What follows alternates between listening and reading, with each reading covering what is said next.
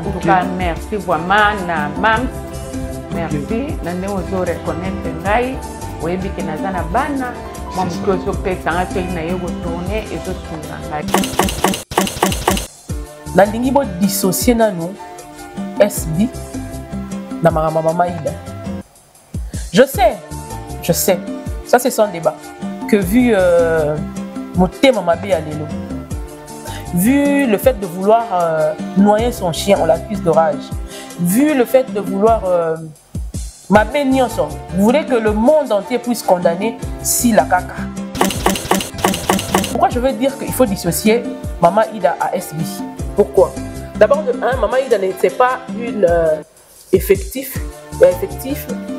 Il y a SB, Toya, les Abakou. Non, pas du tout. Mama Ida a intervenant. Mama Ida appartient à un groupe qui est dirigé par le président Ladi Essobe, que je salue avec tout le respect. Ouak Oye Salami entre Amissi, Nenga Yamaki Mama Ida na plateau, le président Essobe, beaucoup de Sédango SBT. Bozui, Mama Ida Mombola Tabiso Ebolo Bakwe, Nengeni Azo Salapala Dino Maman Futa, Ninité. Vous avez compris directement que tant que Mama Ida est sur les réseaux sociaux et touché directement président Naye ou Azali, président Ladi Essobe. Voilà pourquoi il a directement réagi, parce que Mama Ida ne fait pas partie de SB. Mama Ida ne fait pas partie intégrante des Abakouk de SB ni de quoi que ce soit. Mama Ida ne vient que intervenir et puis accueillir la place. Bafuta Kaye Mbongo, le rôle artiste n'est pas Bafuta Mbongo. Bota la peine chérie, quand on a commis la SB. Là, avant, on a dit que pourcentage de différence. Tant qu'on a peut-être partie intégrante, il y a SB. Là, on a dit qu'il y a Zozonga. Non, on a une différence dans le temps. Vous avez oui, dit, vous avez la Toyo qui te montre, ça l'a bien sûr beaucoup comme bon. Nasiko, on peut tonton chez Aza sous dans SBT, ou Yemo Basenga qui démission. Est-ce que vous ne sentez pas la différence? Gaëtan de l'eau à Nekana TV à l'Oba Yango, à Sala Théâtre, $20, à combien de film, $20, à Foutaïte, à l'écapé de la chaîne Obinomio Seboyed, à gagner là on est. Selon les dires de Yogaki que le président Essobe a dit qu'il y a une démarche pour le spectacle, il fallait des membres du groupe, il y a pour la jouer. Est-ce que maman Aïda va encore se retrouver dans la liste? Si seulement elle pouvait être là. Mais dans ma campagne, est-ce que vous avez la liste? Parce qu'on a senti que le président Ladi Essobe a été très blessé de la réaction de maman Aïda. Parce que normalement, il se posera la question. Ami, s'il n'a pas de problème, il avait juste posé une question. Il a posé une question. À vous de voir. Ce que vous avez fait,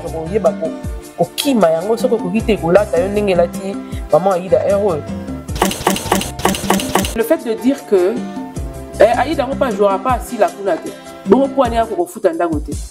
Mais quand maman Aïda vient comme figurante et qu'elle joue, on la donne $200. Ils ont 10 mois d'années. Ce que ça $20 vraiment réellement. Ils ont 10 mois d'années. Si vous avez un trimestre une fois, va payer 20 000 et $200. À fouti 5 mois par exemple. Bon, ça normalement. Et puis c'est pas à SB de venir lui dire que non, il y a $200 à payer, on a géré, ça n'a pas besoin, ça n'a pas besoin. Petit wana auto sala émission nangola na mamoyindo ke mamoyindo aza na souffrance mamoyindo boye ba ozwa ba numéro na ye ya téléphone akopesa. Alors tant bato wana ba kobenga mutu azo souffrir bando benga epana ye. Donc ça dit mutu wana faut passer rien azo kongola bala a créer cop a ozwa bala. Après, il y a un mito à battre. Leader a mis sa lembongo na ngaite bandeko. Mbote la bino ya mingi mokili mobimba. Leader a mis sa lembongo na mutoki na ngaite. Asale mission na ngai, asale mission mama ibanga papa takinga, bébé santé bidibidi. Bandeko na eka pona fo rimer wana. Na muto te na ko fanda boye, pona ko tumo na liboso télévision. Comment on sala nga bien te motema na nous on la place te. Leader a misi a sali nyoso ko sala pona nga. Très chers abonnés à MK Yokani Télévision, on appelle Sibino. Merci énorme de votre fidélité indéfectible sur cette chaîne. Que Dieu vous bénisse de partout. Nous avons passé la vidéo parce que vous allez bédé à soutenir Babiso Oyo.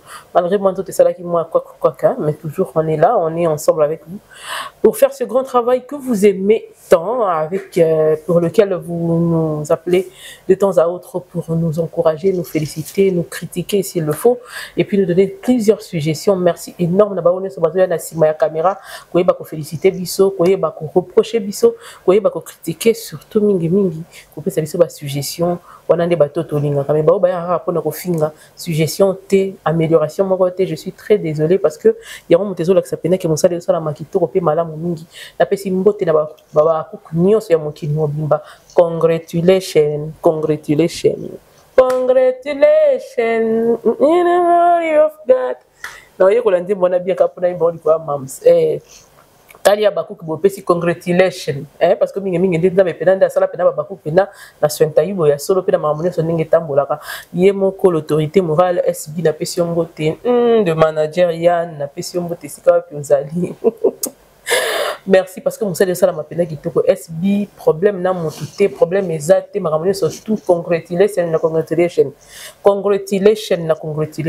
SB problème T des abakou de SB problème T StreamYard Stream X nos amis surtout donc partout tout va tellement bien qu'on n'a plus rien à dire, on n'a plus rien à prouver parce que le prouvé a déjà été prouvé, le fait a déjà été fait, la concurrence n'a plus de place, ça veut dire ngwende ya mutu faut kopesa yango parce que to sala ngolo lenge sengeli yango mona babiso to télémalelo to loba soko tali sentir que non il pas ngoli pede outil dikolo kititi na se kwa ndenge ka etambolaka. Mbote na président Yoshua, mbote na maman Katikanika, mbote na maman Zozo na Inde de tout le jour, mbote mingi lisusu na maman Alice Landu Y Abakou chacha chala mama Foflo Awa de moi, Yama Milongo, maman Gisèle Lembe, Efrazi, Enoch, Will Simba, maman Likwanganzala, SB Forever, SB Mon Combat, Nani natangi te ya ayebisanga Stein ka natangi yo lisusu yo yeyo natangi lisusu nani te natangi kombo to pesinga kombo na se commentaka moi trop bato ba la libanga balobi oboka te biso ko commentaka moi mingi ta na chaka ba live ndero ko zoka libanga mais soki commentaire eza pena mingi te moi kombo sala ka moi neti ko bunga Marthe Bikindu na pesi mbote sika plozali de tout le jour de tout le temps ba o ya ngai ya chaque jour il y a partout Y Abakou que sika plozali na pesi mbote na ningo mona nozo mona na te ma chérie merci de mon cœur na pesi mbote sika plozali parce que mto ça ki ba beauté zo ba maboko mosusu ba bandi ko salela te ba pesa ka yo mais ba ko salela te lelo na tombé sur ba photo dans un moko il y a de cela de l'année passée pendant que j'étais en train de traverser la dépression. N'avait ce faut la histoire on a raconté par rapport à témoignage. D'ailleurs comprendre qu'il faut vraiment s'entourer de bonnes personnes. Quand tu t'entoures de bonnes personnes, ils te donnent même envie de revivre. Ils te donnent la capacité à causer les souilleurs aux alamalamu. Il y a un singa na onyoso. Soko moni ne sika o kimi ezo pesa mila ote sika ba pesa o valeur na ote sika ba ni atayo. Et sika ba frustré ba bébé so yeba ke ba bébé so na beauté. Ba biso ka beauté, ba biso estime de soi. Ba détruire katina yo. Alors bato bango pesa bango bolimbi siata mbala morote, ko tikela bango tamba zo yango te. Et loko fo pesa bango ya malamu mozali ko mona ndenge ni ozo exceller, ndenge ni ozo ngedi beauté, ndenge ni ozo ngedi force, ndenge ni ozo ngedi nyonso. Bango nde badelaka makasi ndina système a bongo. Alors je serai là pour parler à tout cela, toutes les femmes qui traversent des moments difficiles avec leurs enfants. Wana mwana moko à hôpital a obela. Papa Koutoni ngoyo côté mouton épaule rotila moto azate ne sombre pas dans la dépression, reste ferme. Il y a un Dieu là. Il y a toujours une vie après l'échec. Il y a toujours oui lelo avant la côte na sujet l'épisode du jour lelo na ko comprendre lelo comment que les conséquences de nos choix mal faits et pesarabiso du moment où on a comprendre que ça la choix est mabé et que tu demeures dans ce mauvais choix, tu ne pourras pas t'en sortir. Nzamba ko beta yo ti oyeba comprendre que mon petit na ngai place oza yango tenga na singa ki yoza. Soki ka ko zui di kolono longoli ou pousser ka di kolono pembeni. Au moins ndeni nzamba fond la o ba pente. Si tu te connectes avec une personne pas bien, au moment na yango. Soko se connecter na moi Simon quand na ba mari de nuit, mais on va dire moi la femme de nuit, on sentir on a un problème, mais quand le Dieu t'ouvre les yeux, il te fait voir clairement les choses. Si on il faut le laisser tomber. Marche, cours vite. Kene makula tata, singandamba sala obulamu. Et si kanyo so moi sinyo sazo lela. Na kozanga mwana, na ko souffrir ye moko na bana na ye. Nzamba sala teke bana no bako malukola ba o to mona lelo, ba fingi mama na bango, ba kangisi mama na bango. Nzamba sala nde penza que o sepela pena na bana no parce que balobi bana bazali ba faute ya malamu pona biso tango to lemba. Pour les acquis conseils, na roya na ba makambo wana parce que to banda ba conseil à bon chaque minute. On a enregistrer on to la bibliothèque et comme live et comme sérieux pena live to bando sala yango to lukana ba mixeur na biloko ni so ni comme. En dehors de ça, na bengi babako kinyo c'est sika vous allez woni so bo manifester qui volonté na bino pour na descente to salaki nazo benga bino s'il vous plaît j'ai besoin de vous bo chapena maboko na makambo na kope ko sala biso bien to kita si pas vendredi encore le samedi on va descendre mais toza benda na moi cours de force so bo biso force surtout que je sors d'une maladie aussi j'étais un peu malade bien que te couvrir qui on peut moi na vida mingité mais je suis déjà là alors pour tous ceux qui m'ont appelé, qu'ils avaient besoin de faire quelque chose, on est mercredi, aujourd'hui, jeudi, c'est demain. Ce beau salé, moi, jeudi, vendredi, samedi, tu sali terrain, et ça, la biso bien ma casse, bah, n'y a ce beau comité qui m'aille vraiment bon, c'est solo que vous allez rawana et que vous tika rabaoyo. Nyon soro yo bazali baba koukte, merci énorme de vos retours, on en a besoin. Lelo na yé na sujet où les autres tournent sa ma casse. Je suis venu parler clairement. Nabara er bongo si peut singa rapina. Et ça la peine de yango na bon sa chemise. Au bongo pena fait fonctionner si tout. Cerveau pena il fait ça là. Na yé pona il faut to solo là. J'ai vu l'affaire maman Ida avant qu'on a tokende wana instant publicité. Lionel si tu es d'accord avec moi et ça biso pub to zonga bon on a autre qui c'est la ngai élément ya maman Ida moké. Et puisque tu as pour réfléchir moi mémoire. Merci. Nazo bitabino ba ngebungebio bo mona mikolo. Ba sembe na ba posa bo bébé ona komi nango. Ezara lantina kaka moko. Donc soko lingi oyeba nini nga na osalela. Produit nanga. E boti singa suki liboso mabandi esili. Mabandi esili. Collagène nangai. Collagène nangai nde yango wana nde zali produit oyo. Nazo bisabino nambebo et rajeunir. Oui, pour na longoli manzaka na o plaquette pour nazo tala effet nango na manzaka. Ndenge zabo ndenge na o mela na o tala ko ba na suki tinda manzaka. Qu'est-ce que ça va donner? Donc soko za na confiance na biso commander ba collagène na yo ezali sans effet néfaste. Collagène na yo ko mela pona poso. Pona miso. Pona suki. Pona manzaka. Ba produit moko wow kitoko ezoye bako sala musala o esengeli nazo biso na boyeba que au fur et à mesure muto azo kola collagène na nzoto collagène naturel est diminuaka yango pesa ka vieillissement ce qui collagène est diminué au mona vieillissement bimi na ba poso na yo na poso e komi ko lâcher au mona e komi bizarre ozo koma mafuta na pakola depuis que les si maté poani yeba que chaque 5 ans to perdre eloko moko bodani nazo préciser lisusu que ezaka pona basité au mona omoni mobali no azo nuna kaka ye mobali biso po asala ka musala mingi collagène pesa ali apona bana mibali pona kota susu pe na profondeur so na koti ezapena moi mingi bien te mais benga biso na privé ndoko mona numéro ko zali Lionel so ko tshela biso numéro ya maman ana kwanta okuna pona batu ba benga directement maman apesa bino explication ya ndenge nini mobali ko mela collagène nini moi si ko mela ko ngade ya moi si na mela daba collagène o ezali awa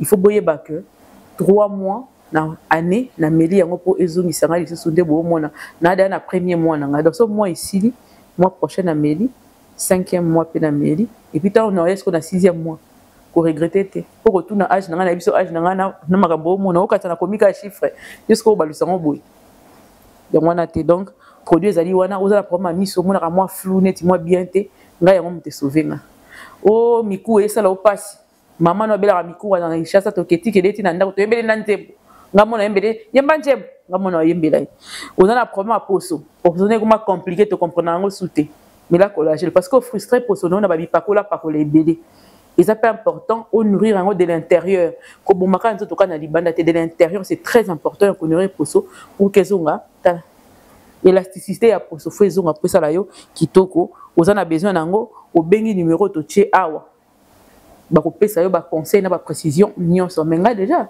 nazomela o kaka effort ke nabomba mpe nazala nango mais sikoyo ekomaka te ekokaka te nde epa na nga ekokaka en tout cas merci vraiment na mams merci na ndenge ozoreconnaître ngai oyebi ke naza na bana mwa motu ozopesanga soki na ye kotourne ezosunga ngai opesa motu $20 opesa motu $40 mpo osala video otia na chaîne bato batala yango eza kosunga te eza nde osambwisi motu.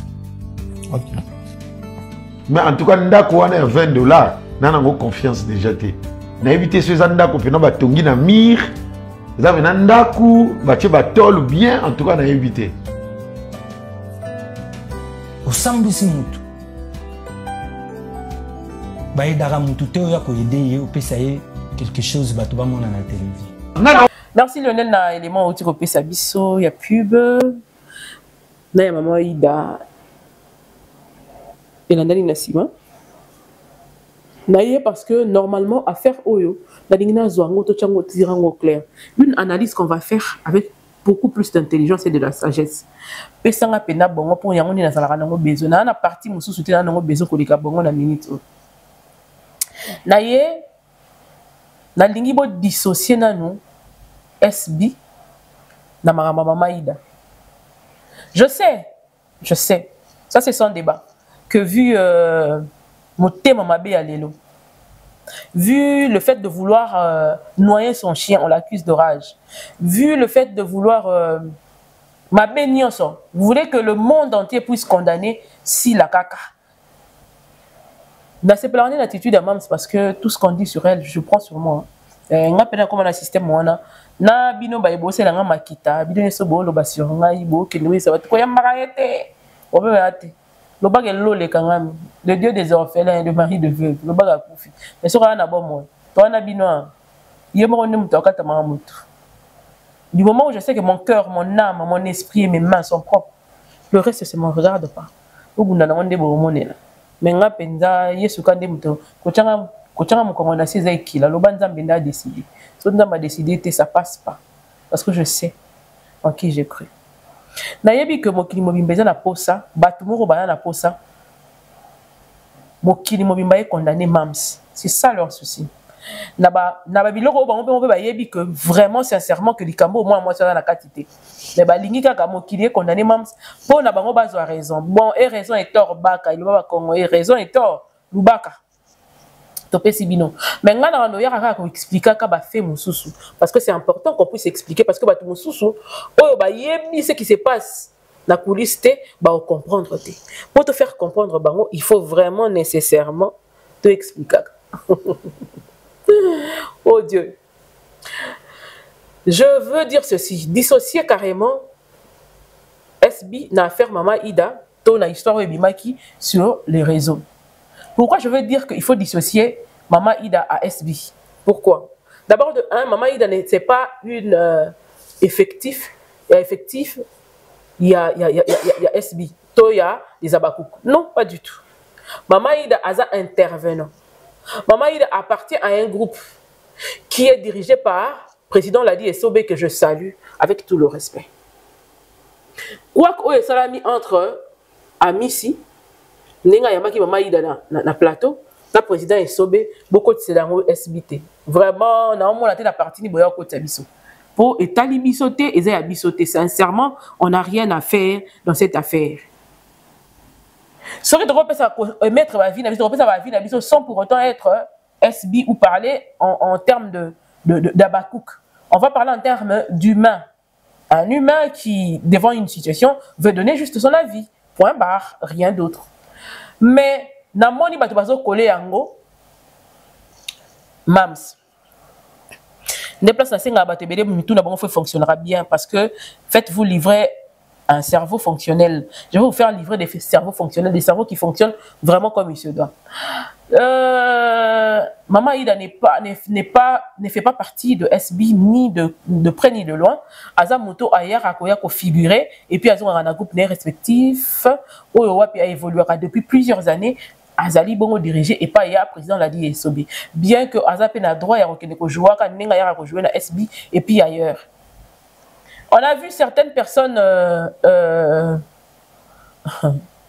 on a vu plusieurs personnes jouer par exemple na ba groupe nyoso ezalaka na Kinshasa ou bazalaka na évoluera sur internet et ça n'a jamais créé un problème.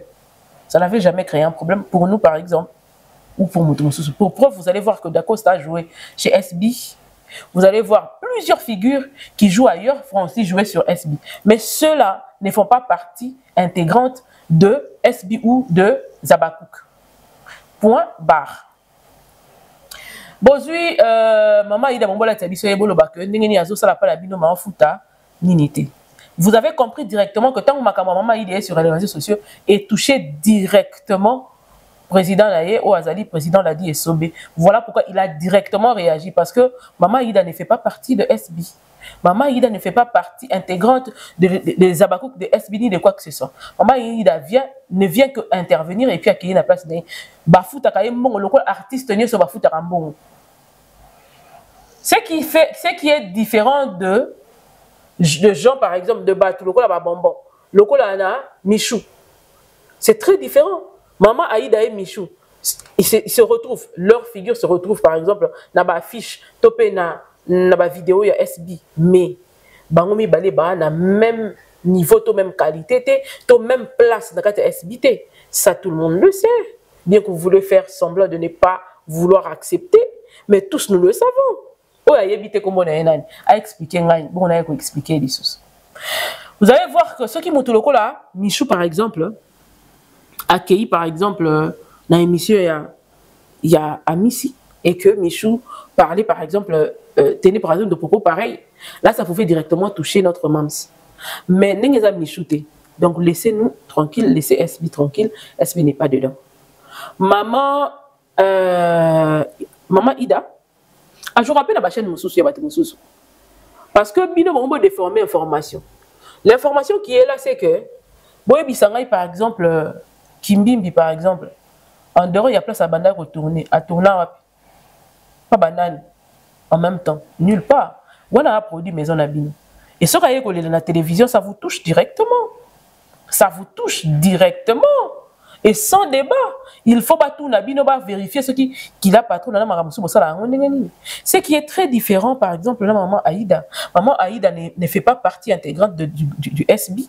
Donc, ces problèmes, ce n'est pas SB qui doit vraiment régler ça. Soit, cours normal, il y a Vinaye, ça ne peut pas avoir la même vitesse que Bateau Bazarana SB. Parce que vous le savez. Pour preuve, vous allez voir que Papa Lumbo était passé sur ma chaîne. Bon, on est sur le lobby, on a sur les Cambodges, on a tout ce qui. Changement, il y a mon Vinaye depuis comme il a SB. Est-ce qu'on l'avait demandé d'en parler? Non, il en a parlé parce que il a essayé d'expliquer à la face du monde que il a joué pendant plusieurs années dans le groupe Kili Kili. Dans le groupe à 30 secondes, à Koufimba la moko, à Tirala Kozo jamais bon ou Azul Lelo a comment peut véhiculer et Bandika Awana, Toebi Maramusu Koya Lobité. Et vous allez voir que ceux qui appartiennent à SB, ceux qui vivent de là, bon, n'a que vie là-bas est différent. Ata soki tolobi ka bongo te tozonga na mwasi mamoke botala kaka bino moko sherika tokena na kaka simple ya sherika par exemple na ndenge ya mabete na ndenge bien totoche na pesio mbote sika wapi ozani botala pena sherika tanga komi na SB na avant tanga zalaki bo pourcentage de différence te tanga comme pena partie intégrante ya SB na tanga bana ko ya zo zonga na mona différence tango te bo mona ngwa oui dire beaucoup de la na seto yo kito moni ça la nga bien so beaucoup mabongo na siko ndenge pe tonton che aza sous dans SBT o yemo ko asenga ki démission. Est-ce que vous sentez pas la différence? Il y a une très grande différence. Maman Aïda atikala jamais kozala moko ya SB ayaka peut-être à configurer peut-être dans film moko na année peut-être 3 fois. C'est normal que ça a impacté la partie intégrante de SB.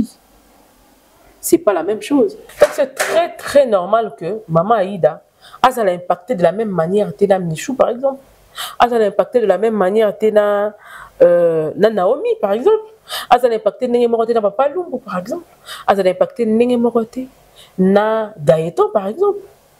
Gaëtan lelo aleka na ba TV aloba yango que asala ba théâtre ba $20 akomela ba film ba futa ba $20 ba futa ete aleka pe na ba chaîne obino nyonso boyebi a gagné là on. Mais lelo vraiment ce qui mutalo ba beti sola Gaëtan komona qu'il y a aussi une très grande différence. Il y a pas l'équipe de émission aloba yango na ba plateau na biso to pe ya bato mosusu. Déjà dissocier-nous de ça parce que normalement c'est pas notre affaire. Du tout, ce n'est pas l'affaire de SB non plus. Donc, ayez l'amabilité de vouloir être au moins pour une fois sincère et clair et net surtout envers vous-même, envers votre conscience et dissociez-nous de cette affaire. Maman Aïda Nazongi Siko pour en appeler sa maman Aïda pe moi lidoba moi ndambo vu le regret il y a président Naïe direct où ils a dit président l'a dit Esobé président l'a dit Esobé ça va faire plus de 20 ans hein. Pour moi la classe pénée à moi la classe pénée à Mouké sera maïle maman les membres je me rappelle à l'époque là bano que là les abissonnant donc naïbi tante nanga tantine coucou je vous salue de là où vous êtes tante nanga monter mon appéciation monter nenga bano que là les abissonnant que là bon bah très bao c'est quand c'est bon tante vous scolo be nanga lisolo ndenge nini to tika to beta lisolo j'étais vraiment une petite fille hein malé rolé makanga bo naïbi que tante nanga banda c'est quand lingue sobe tellement sérieux wana zo tanga na campus na l'économie ma tante très intelligente assise en économie na campus Koko Biuma, camarade à motema, Yaya Nadine, Ngituka. Azu Sikoyo, Azo Seka, Beno Seka, Nisolo, Wana Lokolo, Abisanga Mireille, Fota la Ngolo, Bina rediffusion. Voilà, yo Maya Misu. Pour ça, Kota la mais yo faut qu'elle là. Yo, qu'elle là, qu'elle classe le binaton. Ça va faire plus de 20 ans. Plus de 20 ans. J'étais une petite fille innocente qui ne connaissait rien. Sikoyo, de là jusqu'à aujourd'hui. Et Sobé, à Bundi, hein, ça n'a pas été facile. Babanda pe na bagroupe abatu balongwe, basali bagroupe na bangoti. Et yé koko ma place est commis. Lelo et chance et sourire bango mwandam. Et il faut savoir que lelo production pela na monde dango ya théâtre ya malongwe za la sous-souté, ba obula du peu qui peuvent et ba meka obimisa mutu. Je crois que prendre en charge tout le groupe, ça serait impossible. Ce qui est mon tour, le président Moura Zarabatou, nous sur le groupe, ma charge à cause. Surtout le président, par exemple, la vitesse à YouTube. Na YouTube, oui, Moutasali au foutier, oui, ça c'est vrai. Pour les Arsenal en quelque sorte, avec un petit groupe d'accompagnement au Bazalara. Mais dans le groupe local, il y a TV. Pour nous en charge, le groupe Mobimba. Au foot à Rabango, ils ont moi passé. Chacun d'eux doivent se démarquer pour qu'il puisse sa place à se frayer chemin pour aller s'en sortir. Ce que ça en côté et que vous allez moi passer. Donc, en dehors de ça, selon les dires de que le président Estobe Azala qui wana osala ba démarche pour la spectacle moko, il fallait ba membre ya groupe na yepe balanda ye kuna ba kene ko jouer. Est-ce que maman Aïda va encore se retrouver dans la liste wana? Si seulement elle pouvait être là. Mais dans Makambo l'équipe, est-ce que cause la dissous? Parce qu'on a senti que le président l'a dit, Esoba a été très blessé de la réaction de maman Aïda. Parce que normalement, Bisso te posera la question. Hein. Ami, s'il n'a pas de problème, il avait juste posé une question. Il a posé une question, à vous de voir. Ce que ça, je crois, qui m'a yango, ce que vous quittez, que là, tu as un maman Aïda, heureux. Et est-ce que, place où Esoba, maman Aïda a continué à tirer Katilelo? Maman, il a vraiment cette situation-là, oui ou non? Est-ce que Zala qui buzz? Ce que Zala qui buzz, c'est ça bad buzz. Parce que Kenan Nenga Mabé. Ce que Zala qui buzz, pour la peut-être que Luka moyen à Koyeba qu'on s'en sortir, parce qu'à Luka moyen, il fallait peut-être bien ajuster ça pour que tu aies dit que Azana a difficulté, a bonne vie, la situation, mais jusqu'à payer une maison de $20 et Choka qui m'a cassé. Parce que je m'étais demandé même qu'est-ce que nous avons $20 payé Zalaka. Bon, toutefois, le bic est Zalaka, n'a pas quoi, mon sous Zalaka.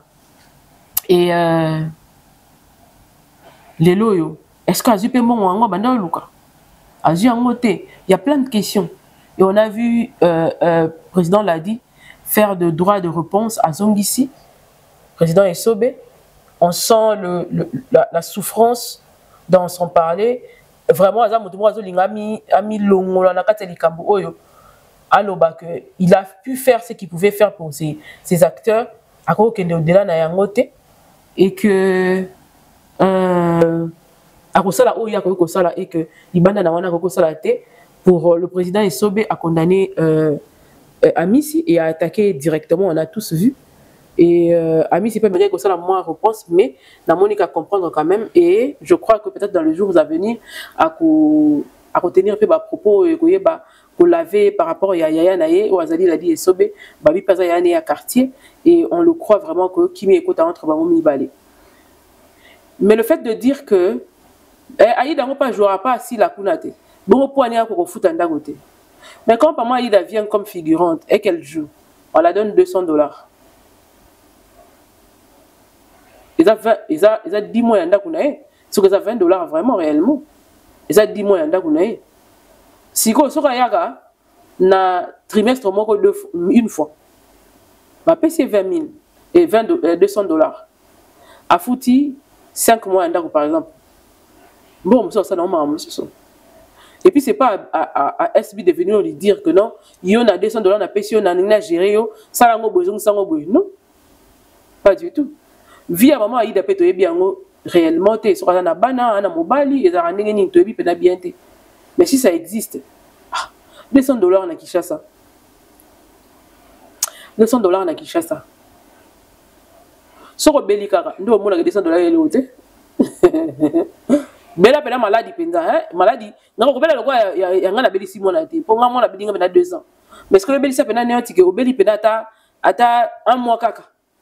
Au moins que $200 et l'autre côté par rapport à ça non. Dès qu'on côté la pharmacie, n'en est bon aussi là pour réaliser. Dissociez-nous de ça. Maman Aïda, n'a pas cet exemple, moi ya batu, oyo baza pene ya sila, o ba pa mwami. À partir il y a le fait d'être régulier ou régulière chez Sila Bissal. N'a pas cet exemple maman Makambo, n'a pas cet exemple Yaya Ano. Yaya Ano avant faisait partie intégrante de Sidark au Azalara Sukunate. Biso soko za ya biso. Toko yambayo, toko zwa soin na yo, baba bazawana, vous pouvez demander à Yano, à Lobango Kutu, vous pouvez demander à maman Makambo, elle va vous dire. Pensez-vous que si maman Makambo était par exemple très régulière, par exemple, dans un groupement quelconque, elle y a un voyage à Dubaï, pas du tout. Croyez-moi, il y a un wana eza lipamboli ya SB. Eza penza lipamboli ya SB. Maman Aïda fala zelaka a moi temps mukie. Soka komaki moi régulière na SB. Soki penza pe poto ko botele na maboko ya président la di Esobete. Soki penza kezaki maman Aïda pena zaki lokola maman Makambo par exemple. Maman Aïda fois tout na maman Makambo ba retomber à SB ezala nini.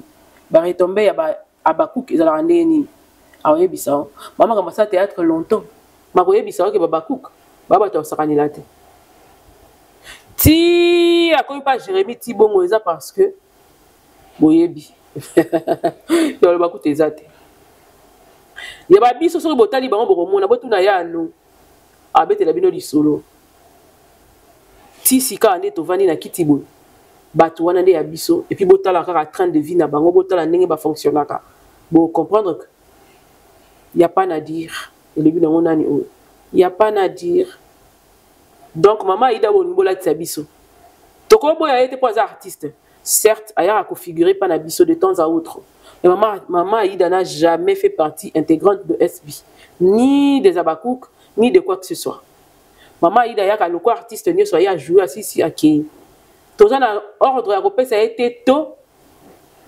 banini ya koyebisa été to salaka otoko ko sala si ba futie mbongo na maman Aïda ki donc dissociez-nous de toute bêtise que vous racontez eza na mutu na makolote na sens te eza motema mabena kindo kimte sala bino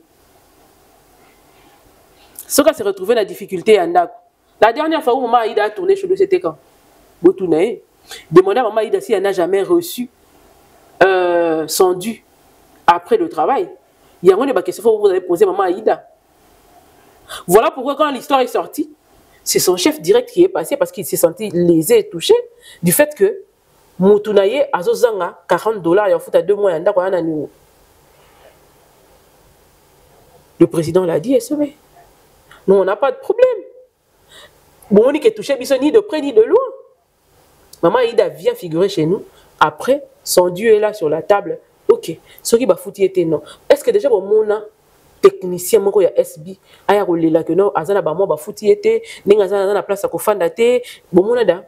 Bon mon est-ce que bon mon atana noto par exemple, atana noto so loti yango fola muka. Netinga so na loto on a noto pe na mo lo ba olanda ngai na ngando. Il faut la muka automatiquement, il faut que je me lève. Il faut que je trouve une solution dans le bac. Non, nota boeko lota maneni. Avez-vous déjà vu un membre effectif de SB qui était SB raconter que Bafutaranga était dans un problème yandaku et consoler wa monang. Soki bo monango bande ko nanga boye bisanga bilo mo mona. Soki bo mona yango boye bisanga po ezala raté. Et puis bo mona te mutu mo balongo SB ayaki na santé moko ya bien te a commis ailleurs a commis bien jamais ezala raté. Pour preuve bota la bana na biso ne ba vivre. Bota la train de vie na bango, bota la batu effectif ya SB. Bah, ils n'ont rien à envier d'ailleurs. Bah, ils n'ont pas envier les bandes. Net, ils n'ont pas envier na porte-parole té. Dans un lieu, on a envié na chroniqueur ya batumo boyete. Surtout ya théâtre azakutu, on a pas envié azate. So na koko tapeti na ba musicien, ya ko envier azate. Parce que non teka bien. Non ça musa na kitoko, ba mener son propre sentaïbo tout normal. Ba appel na zozwa, ba sucré pe komaka. Bien que Mikolo moi mais à quoi ça. Vous comprenez? Hein? Donc je n'ai rien à envier. Nanga bozi pito molili elo yate. Nga na bisa kabino kabota la ka ba preuve avant bo ndolo ba makamu. So bo vana kiti avant bo loba. Pourquoi ça doit être là ba yelete ba monaka. Imaginez un peu bota elangai ibutu. Il y a de cela 2 ans na ibutu ya lelo. Pas à dire. Rien à dire. Bozola ngai. Ah, Nzambe. Nzambe na ngai. Botangela nga to sala ka compétition na ndenge wana. Botangela nga mutuni na longwa SB aye kolela que a souffrir, azaboye, a futaranda koute, ana ba complication. Wapier. So boza na yeboye lingai. To mutu moya ko jouer na SB, ba sisi ko jouer ba futa mbongo te. Batika na nyongola ye. Voilà que c'est bien. Après, tu as débat maman Aïda. Pour qu'il ne soit pas là, et l'équipe Makasi. Maman Aïda appartient au groupe Liz Boy. De ce beau finga, le président l'a dit Sobi. Donc nous, on ne peut pas faire ça. Nous, on ne peut pas faire ça. Et ça, les Kambou, il y a bateau interne, on gérer, on va trouver une solution. Solution à Bimaraga. Wana ami sazale kidae maman Aïda za moto ba vani ne sobe pendant longtemps solution ko zama bato bazo benga na ba solola solution ko zama ça c'est sûr. Mais avant on a passé dans autre chose. Lionel, si tu es d'accord avec moi, tu as une intervention ya maman Moïndo à Sali à partir d'Angola vu ce qui s'était dit que Amici a salisa eboye a salisa babuzoba et tout ça là les gens comment vous regretter mais il y a mokaye pour intervenir à lobby boyo kayena nous et puis on va rentrer après petit wana a tout ça la émission n'Angola na mamoindo que mamoindo azala na souffrance mamoindo boye ba uzoba numéro na ye ya téléphone a kopesa alors tant bato wana ba robenga mutazo souffrir bando benga epanayi. Donc ça dit Moutouana faut passer par y. Azo Kongola bala a créé cop. A Ouzobala après aller à Namitou abat. A tout ça l'émission na Kobilali. Oui, soka osala bango pomte mais biso na list boy makambo wana ezata. Pourquoi ça li na maman Ida? Parce que maman Ida c'est aza mère oyo bakola côté moko. Leader a mis à l'embongo na ngaite bandeko. Mbote la bino ya mingi mokili mobimba.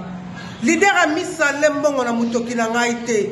asali émission na ngai asali émission mama ibanga papa takinga bébé santé bidibidi bandeko na yeka mpona fo rimer wana na muto te na koki kovanda boye mpona kotumona na liboso ya télévision nakoki koma kosala nga bien te motema nano ezonga na place te leader ya misi asali nyonso akoki kosala mpona nga. Merci beaucoup Lionel na image oyo boyoki mama makambo ndenge mama moyindo ndenge ye moko alobi yango kitoko a expliqué yango très bien et moi je n'ai rien à ajouter. Ngai ce que ça na conseil na koko pesa par rapport à cette affaire qui bat son plan sur la panel, c'est que na kosenga na papa la dit Esobe Yaya Chanase ami sazande aleki na yo ami si ceux qui parlent ko se ressaisir senga ya na pardon essayer le côté kolongole le côté yo na yebi yo na ba bonne manière ebele na yebi yo za la ramuta komi kitisa mutu ya simplicité senga pena ya na pardon poto bo mamoto yo eza bien musala to sala ka mo la tabiso ba chapeau mususu auto kana kité ngana poser ngana musu question sans arrière-pensée ni kolinga sala mutu mo mabe mais connotation epesi ya réponse ya mutu yambi et comme melonga mo musu bala na ba cacho ba musu ba beba na ba famille ainsi de suite. Donc pour ceux tous à la niveau de compréhension BD n'a commis qui dit ça côté d'un côté papa l'a dit soit compréhension de l'autre côté ami si en tant que lait qui a quartier bouchanacé bon c'est là-bas secret mon sous c'est pas important, ce n'est pas très propre. Donc c'est ce que moi je pourrais demander. Et du côté maman Aïda oyebi patron ayo lukayo sengaye pardon yango moni ba patron musu balingate ba tout ba le kana émission parce que ça l'air touche directement. Normalement, tant maman Aïda et Loba qui je ne pense pas qu'à Kanisa qui que et qu'on soit en pleurs ou ésu, il y a les gens qui cassent une aide, c'est tout parce qu'ils ont traversé un moment difficile, mais c'était pas pour directement humilier son patron et bato baba na kozonga baba na Loba et tout bien ça monter mabe vraiment ba maman va travailler na yemingi et consort et tout. Non, je ne pense pas que ça na monter mabe que vraiment asimi bambo moko boye maboyi ko pesa groupe na ye na ndimi ya ngote mais toutefois bongisa yango na ndenge ya malamu et ko sala biso bien papa la dit Esobe to yebi on a clash te to yebi na ba émission ya ba polémique te to yebi za mutu moko sans problème sans tâche depuis qui ne le bien qu'internet et etika mutu te sans tâche mon ça za kozwa mwanda monaye. Donc je reviens pour dire à tous ceux-là qui fument je ne sais quoi, qui sont livrés par qui je ne sais pas, ceux qui fument là je ne sais pas qui leur livre, qui viennent pour dire que non, maman Ida, Aza la rapa na biso, et que ce soit les lanzala, c'est que ça nous regarde directement. Ce qui est faux, c'est ce que je voulais dire. Et pour preuve, Motumorote na sengi binobola kisanga ya SB déjà les lanzala, toi Zanga, na moké bakabula ramwa ndambu, nous à se retrouver ka. Na niveau ko se retrouver ba essentiel ko sala yango ndenge moko na zongi bino bozana ndeko fona bo futa na bambongo na ye bozongi c'est la vie na ye normal azonga na vie na ye normal ndeko kimi bosali sa kuna makambo hors sujet parce que on a mona te na kati ya SB par exemple bazo technicien moko ya SB aya ko finga par exemple ngambo moko bo et salamate pour vous montrer que ils ont raté mambo na pala biso technicien moko yanga akide ko finga mutu moko boye ce qui wapi ça la technicien faut tirer la technique mais besoin trésor qui mi bochai ti na ba guerre na ba yano bochai na ba guerre na ba yagabi bochai bango na ba guerre na ba tebele quand même mon amuta sala musala na communicateur ba ko kate ngo boko mo ba trésor mi boko te wana kate bitumba ko chauffer à période ngwa boko bimisa na ba bana sima caméra o ba bimate o misa bango siko bosali sali na misala ba modèle wana. Est-ce que d'abord mon nakata SB atraka ba bonbon aya répondre mutu aya va na kiti ou ba fingi mam simingi na répondre te awa to ça mutu na mutana domaine nae biso to zia ba volontaire to zalaka wala to lobelaka to défendre mams charge on les a pas la biso jamais en aucun jour bon monaka mutu ya groupe bon monaka mutu ya groupe aya koloba ya no aya koloba parce que bo toucher directement. Et puis il y a un nom yaya. Donc, chez moi loi, yaya sera le bel lobakaka. Mais en dehors de yano. Oui, ça va mon bon on va na kiti. Aïe ko répondre bino. Ataba na biso amitié d'abord mona bango mais bino bossa ici trésor qui mimi n'importe quoi tina suka azawa na ba difficulté alobi na moi si côté mususu ainsi de suite tout alobi yango pe na ba audio ne ke bino so na bozawa na boyebi masolo bo betaka na kuzu ce sont ce que vous racontez tout le jour les ara po ya kimimi ebimi bino pe mukolo moko ekobima nango to ana biso patient ebima nango to banga na biso te ebima mais vraiment moi so bossa la banalise bossa la pe banalise en moi bien bandeko nanga pardon pena la sengi bino pardon bossa la banalise bien bossa ngo bien te moko donc on a besoin baisser et vraiment les gens commencent à se fatiguer bon maté autant la maté c'est à cause de ça parce que vous faites tellement mal les analyses que mutu moya vanda comprendre à tirer à ta leçon na makambo le bezat alors on a bien la lunette pour la monnaie que soit la lunette il y a pour na problème mis sur micro ma casse il se déranger nga voilà pourquoi je mets des lunettes de temps en temps mais le baro pour ni te beau sentir que mis sur la lumière ya nini izo salanga moi bien te yangwana. Comment vous faites des analyses bidons? Oh. Sincèrement, bon analyse bidon moko na bato balanda bino bakamsanga. Pour nga so bakatelinga ka monso batinga se maman ata yo moko penga eloko zotina makambo balobi est-ce que vraiment mutako loba makambo boy? Est-ce que mutu pena normal akolo loba makambo boy? Non. Quand même. Pardon, vous travaillez bon, vous se ressourcer. Vous travaillez vous avez maman il beaucoup de gens SB vraiment quand même matabi no moko. Ngata yo moko pena to sala analyse. Il y a une classe qui n'a pas de problème. Yo analyse na classe on doit sala ngote. Na devoir analyse on doit sala té. Rédaction on doit sala ngote. Recherche on doit sala recherche té. Et moi sur yo moko vani ba la kiti. Olingo beta di solo ya eloko. C'est pas tout guya lobi ba lando susuti. Mais tu ba yo hein?